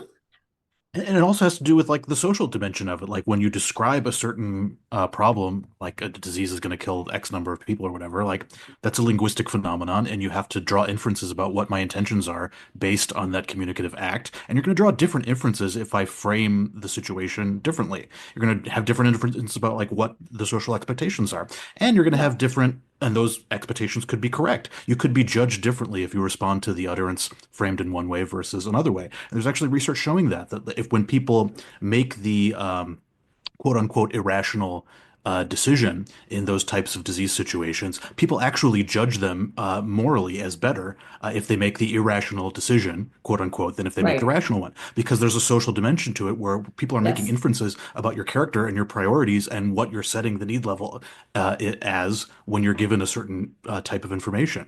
So that is another dimension that is often ignored in these problems. Just how fluid and language is, and how we have to infer so much about the informative intention of the situation, about the person giving you the information, and the likely social expectations about responding to that utterance. So anyway, that's another. Also, another thing, like all this stuff about deliberative reasoning and so forth, it might be that when you're in conversation with somebody, they're pointing out some aspect of the problem that you weren't thinking about. Yeah. So, if somebody's talking about saving lives, it might not just be that you're just going with their expectations, but you're not really thinking as much about the number of people that will die. I mean, so I think that most times when people are having moral arguments or political arguments and so forth, one of the things that is happening is you can change your mind because you're seeing that there's a part of the problem of the issue that you just had not considered before. And so like, for example, I actually think this fits, even though Jonathan Haidt doesn't talk much about this, it is actually in part of his work, because, he talks about the moral dumbfounding and how people will have a reaction like that incest is gross. And then you challenge all the reasons that they give, and the reasons you could challenge them all, and that has nothing to do with it. But I think that absolutely happens. But I think that one of the things that happens when people talk is issues are brought out that you didn't think about before. Like, if you're thinking about an issue with soldiers in war, won't it matter to you whether they were drafted against their will and miserable and want to return to their families, as opposed to whether they were volunteers who were happy to fight for their country? When that, and if you're talking about like some particular war, might it not make a difference to your judgment about it if somebody points out that these are people that are being, asked, that if they're being drafted, they're being asked to kill people and with no consent, and it can bring out, so a soldier is not just a soldier, Yeah. right? There's a difference in how you might think about it depending on whether they volunteered or whether they were drafted. And this is not something specific to soldiers, it's about anything you can think about. One of the things that happens when people discuss issues is you see that there's aspects of the problem you didn't think about before. And that's usually not how people talk about when they talk about the effects of reasoning. And whether you want to call it reasoning or not, I think it's what it's doing is it's changing the way you frame the problem, right? And I think David's right that part of how you frame the problem, it can also involve what these people expect from me and how they'll judge me. That can absolutely be part of the framing of the problem. But all these things, they're going to affect what, if I was being an economist, they might affect what utility function I create. Because I think that the economists are wrong when they think you have a gigantic utility function that applies to all space and time. I think they're generated on the fly in response to situations. I think that's more cognitively reasonable, and that we also showed it in our moral trade-off studies. But yeah, no, it's hard. It's really, really worthwhile to do things across disciplines um, but it's not simple, right? Yeah. This also goes in the category. I mean, I think the lesson of sort of treating things that you might easily poo-poo or think are stupid with respect. I think it goes in this category of like there's million ways to be wrong and only a few ways to be right, which I think it hurts yourself as a scientist if you I mean, this advice from you and John is something that many of your students took of just, and anecdotally, like I've heard people say they would see you and John being very happy about a talk that some of the early graduate students thought was quote unquote dumb. And it was because you were learning something that the graduate students were missing. And I think this is sort of being a more mature person, which is that, and it goes back to there's lots of ways to be wrong and only a couple ways to be right, is if you, at the moment you think something's dumb, it stops you thinking about, well, in what way is it right? Or like in what respect could it be correct and what insight Right. is there? And that's Right. where I think like even to this day, like I think one of the things, and this is kind of implicit, but Dave and I have talked about it, like in evolutionary psychology, because it selects for people who say, look, I don't like the way mainstream psychology is happening. I like evolutionary approaches. It's easy. And I mean, I did this myself where it'd be sort of like, well, this is dumb. And there was a sense in which it was like the things I didn't like were wrong. I mean, this is, what attracted me to psych. But at the same time, the more mature evolutionary psychologist that I am now, it's making this point of there was a sense in which all of that was right, but I can understand the way it was right, even though Right. I didn't agree with it at the time. And I think that's an important, mature way Yes. to approach science. Yeah. When you when you're hearing a talk, even if you think all of the person's conclusions are wrong, even if you think that their approach is wrong, it's really hard to find a talk where there's nothing interesting in their data because you have your own mind and you have your own questions in mind. And sometimes their data is telling you something or suggesting something very interesting with respect to your own, what you're thinking. I mean, it's not that there's never a talk that I'm, Yeah, exactly. but Yeah. I'd say like 90% of the time there's something interesting I'm learning or thinking about from the talk that I'm hearing. I like hearing talks because I read really slowly. And so it's good for me to be able to hear somebody speaking out loud and explaining what they're thinking and why they're doing what they're doing. I like that. And also people don't always explain that when they write a paper, Yes. right? People don't always explain why they're asking the question that they are asking. And in a talk, usually they do. Yeah. Papers are weird artifacts. Oh my God. Yeah. To put it Yes. mildly.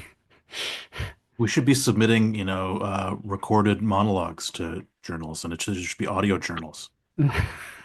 I just learned that there's this thing called it's not open to us because we don't have a research grant from the right European entity, but it's called Open Research Europe. Hmm. You heard about this?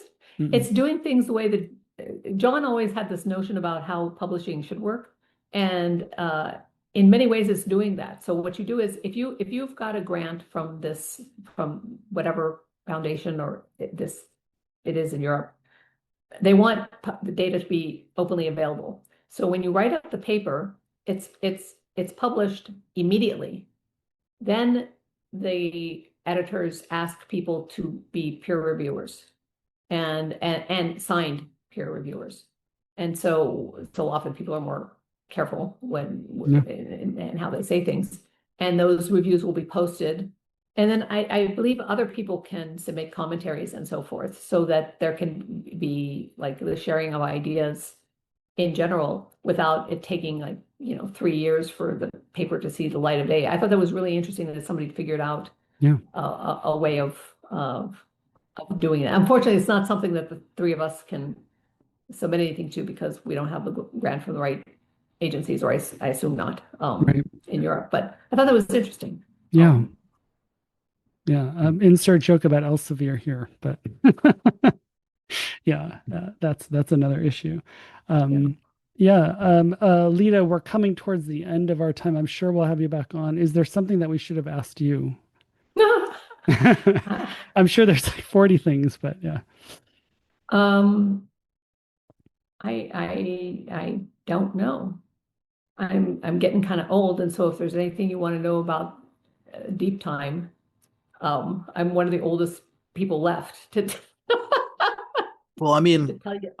a question I wanted to ask you, Yeah. you know, you put forward with John this new way of thinking about human nature and the human condition. And you've had a few decades now to observe the results, the impact it has had on the world, and on intellectual life. Um, are there any regrets you have about the way that you put those ideas forward, the way you framed them?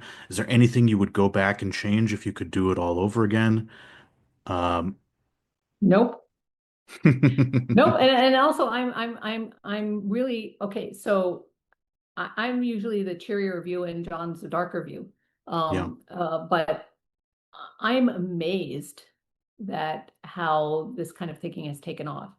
It's hard to find in almost any domain that I'm interested in, um, where people aren't now considering, well, so if you're watching, even if you're watching podcasts about health, people in terms of diets will be saying, well, what would we've been eating ancestrally? What would that have been like? Maybe we're adapted to some of that. Or you will hear it when you're listening to like medical researchers talking, a podcast by medical researchers. They'll be actually considering something that they were never considering before. That doesn't mean that they're full-blown adaptationists, but they're I actually years ago I was sitting, Dave, you remember Tupelo Junction? It used to be Yeah, downtown a here. lovely restaurant in Santa Barbara that I wish still Yes. exists. Yes. Yes. Well, apparently it exists down near where Aaron Lukaszewski lives.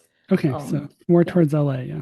Yes. I was sitting there years ago and I could hear at the next table some undergraduate talking to his parents and saying, but you see, when we would have been hunter-gatherers, I would have been hunting, and I can't remember what he was. I think he was talking about like it might have had to do with maybe his parents thought he was doing too much sports and not enough. I don't remember what the context was. I just remember laughing to myself because that is not something you would have heard, 5 years before. And now I hear this all over the place. It's a thought in people's minds that they bring up all the time.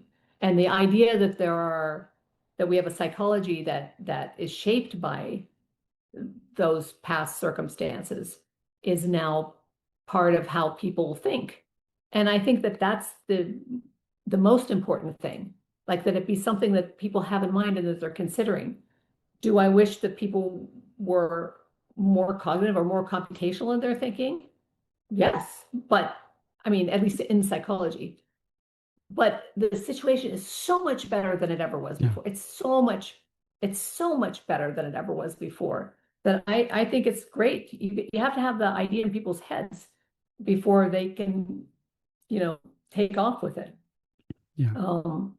So no, no, I stand by it. The one thing that I wish we could change was uh, when we wrote the journal personality article, the one about on the universality of human nature and the uniqueness of the individual. That, and maybe also in 89 thing, we use the term innate. And the year that we were at the Center for Advanced Study in Behavioral Sciences with Martin Daly and Marco Wilson and David Buss, Martin would yell at us for using the term innate, Yeah. and he was right. He said, look, the question is whether some aspect of the phenotype was a target of selection. Yeah. Innate means a million things to a million people. Do you mean that it doesn't develop? No, you don't mean it doesn't develop. Do you mean that its development is not influenced by any environmental contingencies? No, you don't mean that.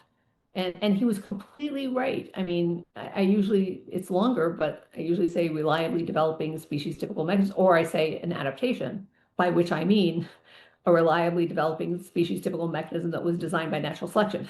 Um, uh, Martin was completely right about that. And I think the term innate does take people down the wrong paths. Like they'll start to think, oh, well, something must be present in a newborn, or it's not innate, or, I have to show that it's there before they're, a year old. Or there are lots of things that make no sense. I mean, I see David has a beard here, and I'm guessing that he wasn't born with that beard.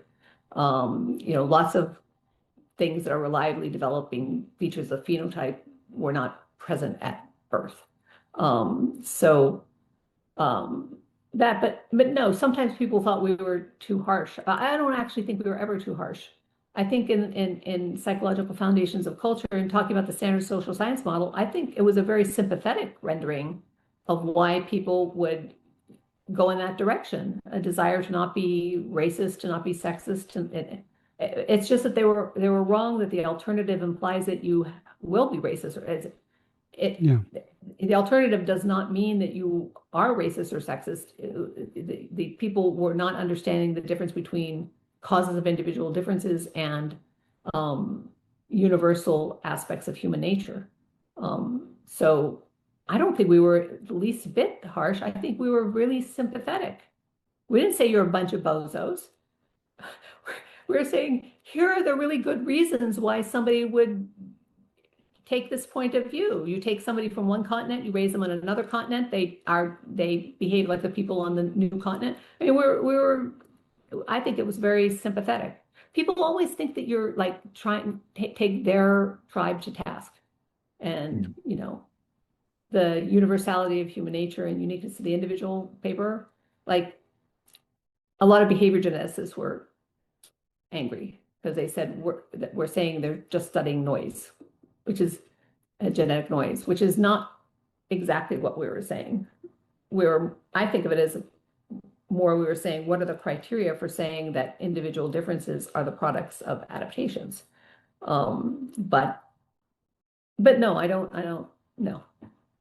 Yeah. No, it's easy to fall into the trap, I think, of regretting a framing or a term uh, based on the way in which it is misunderstood by people. I remember, Richard Dawkins had regrets that he titled his book The Selfish Gene because so many people misinterpreted it as implying that we're genetically selfish, right? When, he wishes he would have That called it that the immortal gene, right? yes. But I actually think he's wrong. I think it's correct to call it the selfish gene. I think that is the best way to describe it and the most insightful way to describe it. Yes, some people have misunderstood it, but you cannot judge the utility of a metaphor or framing based on the misunderstandings of people. You have to judge it by its clarity and its insight among the people who do understand it. And you're making me think that like, yeah, I sometimes regret using the term propaganda or propagandistic bias in my paper on political belief systems. Yeah, I You know, disagree with that, David. I think you yeah, should. I think it's great. I think propaganda should be called out when it is. Yeah, yeah, and you're making me think that maybe I yeah. shouldn't like regret that. Like, yeah, it's kind of a harsh way of putting it, but I also think it's an insightful way of putting it, and I think that's the best way to judge something. So yeah, You're um, you're never going to please everybody. There's yeah, no thing you can write that will please everybody. Yeah. Whenever I get really frustrated, and feel attacked, um, my dad said, "What are you talking about? Jesus Christ was crucified." You know, it's not, you're not going to do anything, say anything where nobody's going to object, right? Yeah. Sort of puts it in perspective. If somebody can be Jesus Christ and preaching peace and love and still they're nailed to a cross, you know, yeah, you're never gonna make everybody happy. There's nothing Yeah. you can do that's gonna make even if you try to make everybody happy, you won't make everybody happy, right? Yeah.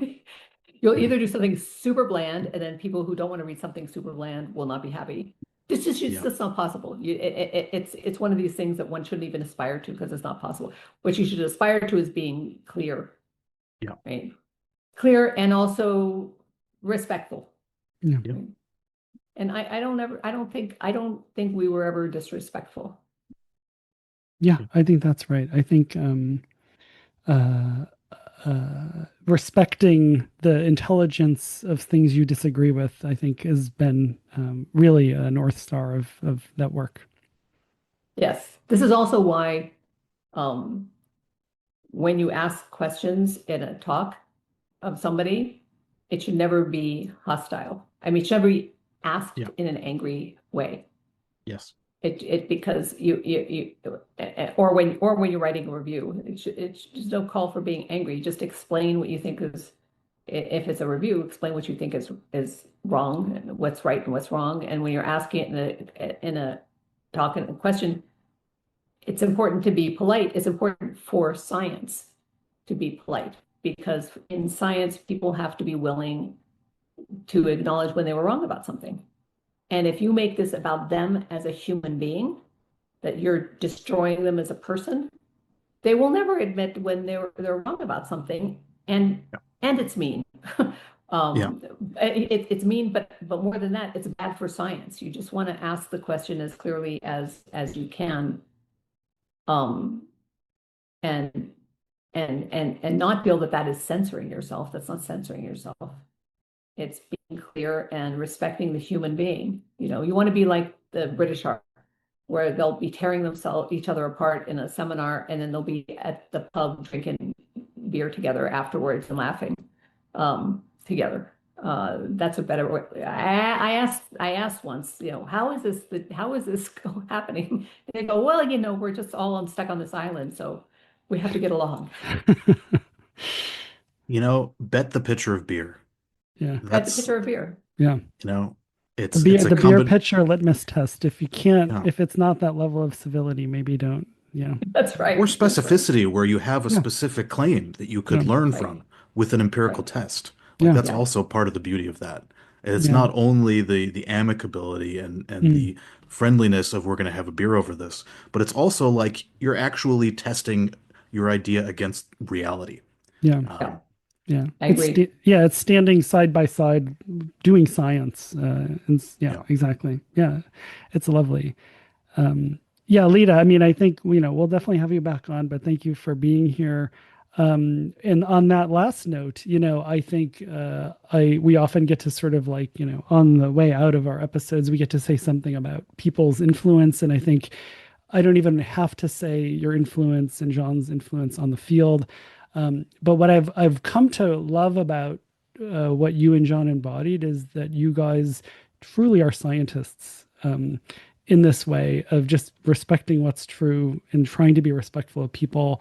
And I didn't realize how rare that was until I continued in the academy. And there really is a difference between academics and scientists. And not every academic even aspires to be a scientist. So that's fine. And not everyone should be. But there are many academics that purport to be scientists who are not in this sort of definition. And you and John are very much scientists in ways that I still work hard to be like. So yeah. Well, that human nature thing, you know, that It's human nature thing sometimes gets in the way. yeah, there's a lot of strong selection pressures to not be a scientist. yeah. Exactly. Yeah, Or Well, no, thank you I very think yeah, much for yeah, having me on. I appreciate it, and I think what you're doing is great. I know a lot of people who listen to your podcast. Um, that's so great. yeah. You'll have to tell us who they are. Probably know who they are, but thank you, Lita. It was absolutely lovely, and yeah, I'm sure we'll have you on again. Yeah, Okay. All right. thanks so much. Well, here you are, still listening. You just listened to an episode with Leda Cosmides, one of the founders of evolutionary psychology. So if you like that episode and you like what we're doing here on Evolutionary Psychology, the podcast, you can support us. And how can people support us, Dave? Read the 1987 missing link paper by John and Lita, Yep. and read the of Psych primer on the CP website, Yeah, and leave some reviews. Send David a fanny pack. yeah. You still haven't gotten the fanny pack, I assume. No, I'm really miffed about this. No one's Okay. sending me a fanny pack. I'm fanny Okay. packless. Yeah. Um, We haven't gotten any emails about t-shirts. If you run a t-shirt concern, please send us that. We should yeah, start getting gear. Yeah. some gear. Yeah, maybe. At least Well, I mean, if you want gear, then support us because that's the only way we're going to be able to pay for the gear. mm, So, yeah. what gear? I mean, t-shirts and fanny packs for sure. Maybe a hat. Um, might be cool to have evolutionary psychology shoes. That's not what I was expecting. What kind of shoes? Like shoes with like, kind of like brains on them. I don't know. Yeah, but no, well, yes, that part. But I mean, like, what if they aside from the logo, like, what's genre of shoes? Just like, sneakers, I Okay, was thinking. okay. Yeah. So I'm imagining like so you got a baseball cap, fanny pack T-shirt, and like kind of like 1950s gym shoes, basically I, Chucks or I was something. thinking I was thinking more like Air Tubby, Okay, all right, yeah, like Air Jordans, okay, yeah, Air Cosmides, I don't know. okay. It's very like 90s in a nice like kind of throwback way. Yeah. Yeah. So if you want any of that cool gear, you gotta pony up on Patreon Okay. because this stuff ain't free. Is this all black? I'm imagining. Yeah. Yeah, it's black. It has a very Cards Against Humanity aesthetic, actually. It wasn't what I was going for, but yeah. That's true. It does, coincidentally. I mean, Mm. it's the ultimate aesthetic, really. Do you guys ever the joke around about changing that to like a color? Or is that locked in? That's part of the Oh, brand. it's locked in. Yeah. Yeah. I mean, it's kind of crazy that we were able to lock in, black and white Not Helvetica. the easy. Like the two Yeah. The like the two lowest. most different possible colors in the most widespread possible font. Like we somehow own that now. That's awesome. Good for you Yeah. guys. Yeah. Hey, Yeah. that's So that's that's when you yeah. Anyway, on that note, yeah, please support the podcast and also just leave some positive reviews. I can't tell you how wonderful it is to read the comments, and I'm really enjoying the occasional offbeat criticism too. I have to say, keep those coming as yeah. well. We love criticism just as much as praise, as long as it's given in a respectful way. Honestly, Yeah. And it's if it all about the isn't, respect. it's interesting and sometimes funny. That's true. Yeah. Either way, we're going to be happy. Yeah. So, yeah, please dish Okay. it out. Everybody, thanks for listening. David, have a good week, and I'll see you next week. All right. See ya.